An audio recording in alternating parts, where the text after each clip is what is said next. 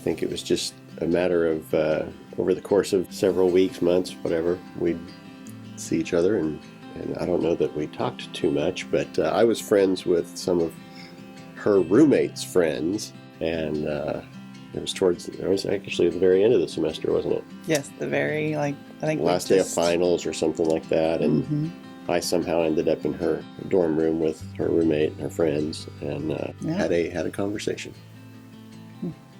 And that's where it all That's began. really it.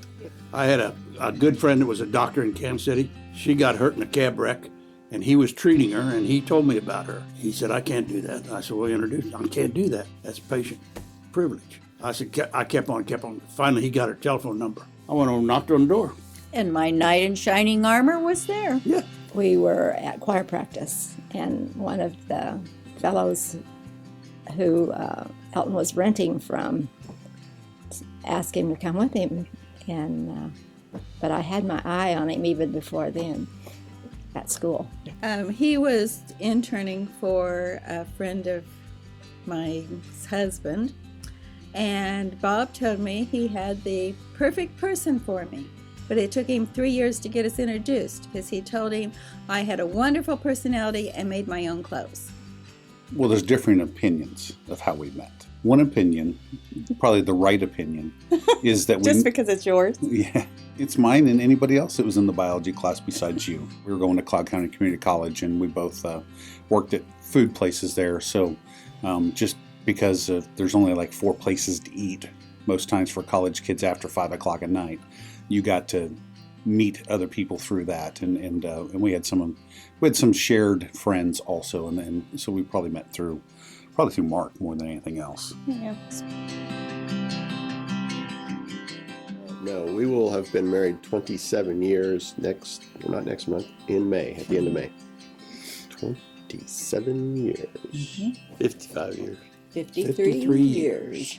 We will be married 29 years in May. It'll be 41 June 4th. We don't have any kids. We didn't raise goats. We raised children. We have 2 boys. We each have 1.5. That makes 3. It's Penelope, Lulu, and Bucyrus. Or Victoria, Olivia, and Will. So, Yes. 2, both boys. And 1 grandson. We have 3. 3 daughters. 3 daughters. We have 5 children. A specific time, I mean, there are so many times, actually, and I think about it just about every day. Melissa does so much for our family and for me, and for other people. I'm humbled by that, because I think she does so much and I do so little, or I feel like that way anyway. and that's absolutely, false. So, She does so much more than I do. How about that? it's not true. But, and I will say, I am just personality-wise, I'm a harder taskmaster than he is. And so I am completely humbled when I am like, and he puts up with me, honestly. And I'm just like, oh my goodness, if I had to put up with myself, I tell you, I don't think I'd do it very well. So just, the fact that he is willing to just serve his family and with a very, grateful heart. So Humble. I've had to humble myself. Sometimes I might have tried to help somebody that didn't need the help at the time that I was talking. So that transpired. Being together and seeing other people that have not followed Christ in their way, and it's humbling to know that you've got that strength there behind you. When his job changed to Topeka from Paola, I really did not want to move to Paola. No, to Topeka. I had 2 jobs as a librarian in Paola, and I really liked my job. He was driving back and forth, and he decided we needed to move, and I really didn't want to, but it's really been the best thing. It really worked out. Our house sold in 2 days.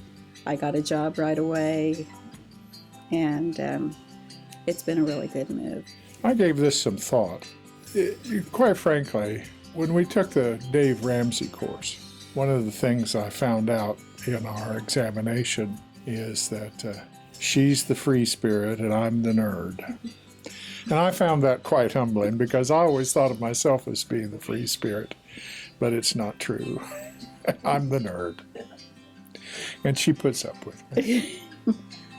I was thinking about this one today, a couple different times, but the one that spoke to me the most today was, I want to say, almost any day. I'm humbled by the fact that God brought us together, and we were not following God at the time, and we ended up together, and that's just a huge blessing, and that's very humbling that God had a plan all along, that we were too foolish to see or follow, and somehow He took care of us anyway. And then just, the choices we've made in our life for me to stay home. He gets up and he goes to work, and I stay home with the kids, and that's a choice that we made together. It's not, the old-fashioned, you're going to stay home and I'm going to work kind of thing. This is a choice we made, and it's humbling to me that God has allowed it to work for us when other families aren't able to do that. And if I could add, what humbles me a lot of times with Jody in our marriage is her willingness to accept my family as her family, do whatever she needs to do as a daughter. I can, because I was very humbled that Jack accepted me exactly like I was when we got married. He has strived through 53 years to make me a better person, help me to be a better person. I think probably the hardest part for me was a man's always expected to provide for the family and everything. And they had asked me, I had transferred locations, and they had asked me to go again. And my kids were in school, and I come home and said something, and they started crying because they'd lose all their friends and everything. I got back, and I told them, I said, no, I'm not going to take that. I'm going to stay here. They said, you'll go or else. And I said, then it's else. Because I think you have three obligations: first to your God, second to your family, and the third to your job, because it provides for both the other two. So I just told them no. And I think when I lost my job and I had no means of support, she wasn't working, that was probably pretty humbling.